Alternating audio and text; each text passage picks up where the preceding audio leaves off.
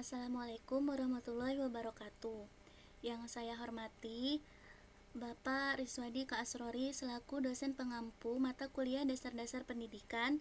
Di sini saya Izzatul Mahdiati Mujahidah dari program studi pendidikan bahasa Arab semester 1 lokal 2 akan membahas tentang landasan dan asas pendidikan.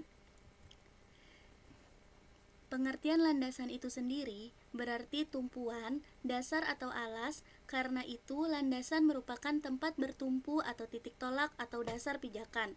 Sedangkan pendidikan adalah usaha sadar dan terencana untuk mewujudkan suasana belajar dan proses pembelajaran agar peserta didik secara aktif mengembangkan potensi dirinya untuk memiliki kekuatan spiritual atau keagamaan, pengendalian diri, kepribadian, kecerdasan, akhlak mulia, serta keterampilan yang diperlukan dirinya dan masyarakat. Jadi, landasan pendidikan adalah asumsi-asumsi yang menjadi dasar pijakan atau titik tolak dalam rangka praktek pendidikan dan atau studi pendidikan. Macam-macam landasan pendidikan. Landasan pendidikan sendiri terbagi menjadi 6 macam, yaitu 1. Landasan tauhid atau spiritual keagamaan, 2. Landasan hukum, 3. Landasan filosofis, 4. Landasan kultural, 5. Landasan sosiologis, 6. Landasan ilmiah dan teknologi atau IPTEK. 1. Landasan tauhid atau spiritual keagamaan. Landasan tauhid dan spiritual keagamaan ini menyangkut dengan hakikat manusia sebagai makhluk ciptaan Tuhan. Oleh karena itu, pendidikan dan pembelajaran yang dilakukan harus mengacu pada pembentukan kepribadian anak didik yang sesuai dengan nilai-nilai akidah dan spiritual keagamaan yang menurut ajaran Islam. Yang kedua adalah landasan hukum. Landasan hukum di sini dapat diartikan peraturan baku sebagai tempat terpijak atau titik tolak dalam melaksanakan kegiatan-kegiatan tertentu. Dalam hal ini, kegiatan pendidikan. Pendidikan, menurut Undang-Undang 1945 adalah merupakan hukum tertinggi di Indonesia. Pasal-pasal yang bertalian dengan pendidikan dalam Undang-Undang Dasar 1945 hanya 2 pasal, yaitu Pasal 31 dan Pasal 32. Yang satu menceritakan tentang pendidikan dan yang satu lagi menceritakan tentang kebudayaan. Pasal 31 ayat 1 berbunyi, tiap-tiap warga negara berhak mendapatkan pengajaran, dan ayat 2 pasal ini berbunyi, pemerintah mengusahakan dan menyelenggarakan satu sistem pengajar. Pasal 32 pada undang-undang berbunyi, pemerintah memajukan kebudayaan nasional Indonesia atau nasional yang diatur dengan undang-undang. Undang-Undang Republik Indonesia Nomor 2 Tahun 1989 tentang Pendidikan Nasional tidak semua pasal akan dibahas di sini.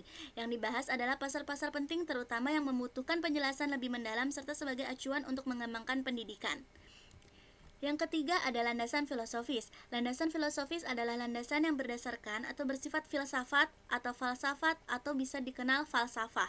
Bersumber dari pandangan-pandangan dalam filsafat pendidikan, menyangkut keyakinan terhadap hakikat manusia, keyakinan tentang sumber nilai, hakikat pengetahuan, dan tentang kehidupan yang lebih baik dijalankan.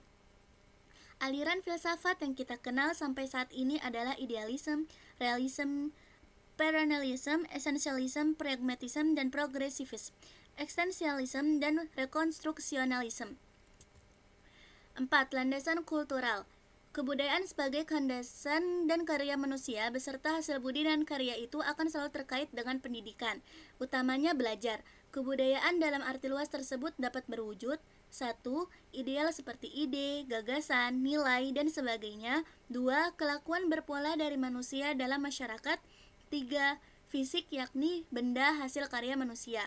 Kebudayaan dapat dibentuk, dilestarikan, atau dikembangkan melalui pendidikan. Baik kebudayaan yang berwujud ideal atau kelakuan dan teknologi dapat diwujudkan melalui proses pendidikan.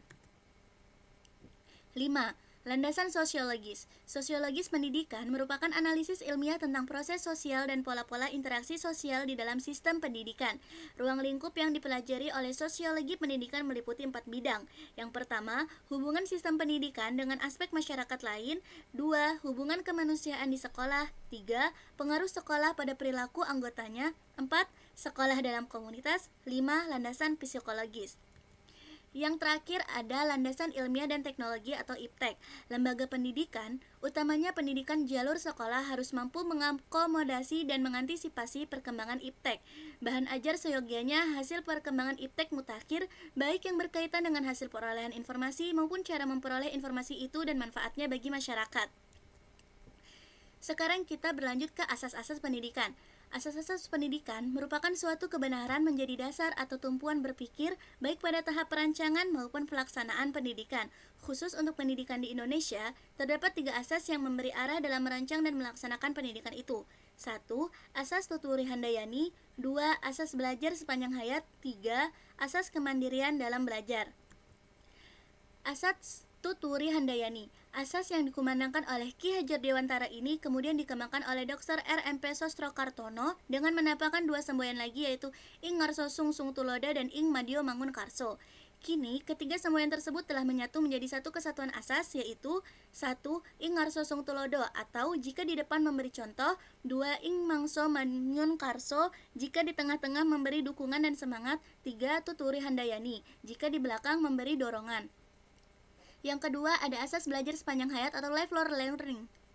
Asas belajar sepanjang hayat, lifelong learning merupakan sudut pandang dari sisi lain terhadap pendidikan seumur hidup atau lifelong education. 2 dimensi kurikulum. Di sini, 1 dimensi vertikal dari kurikulum sekolah meliputi keterkaitan dan kesinambungan antar tingkatan persekolahan dan keterkaitan dengan kehidupan peserta didik di masa depan. 2. Dimensi horizontal dari kurikulum sekolah, yaitu keterkaitan antara pengalaman belajar di sekolah dengan pengalaman di luar sekolah. Yang terakhir ada asas kemandirian dalam belajar. Asas kemandirian dalam belajar akan mampu menempatkan guru dalam peran utama sebagai fasilitator dan motivator di samping peran-peran lain, informator, organisator, dan sebagainya. Sebagai fasilitator, guru diharapkan menyediakan dan mengatur berbagai sumber belajar sedemikian sehingga memudahkan peserta didik berinteraksi dengan sumber-sumber tersebut. Sedangkan, sebagai motivator, guru mengupayakan timbulnya prakarsa peserta didik untuk memanfaatkan sumber belajar itu. Mungkin cukup sekian yang bisa saya sampaikan. Terima kasih atas perhatiannya. Thank you for your attention. Wassalamualaikum warahmatullahi wabarakatuh.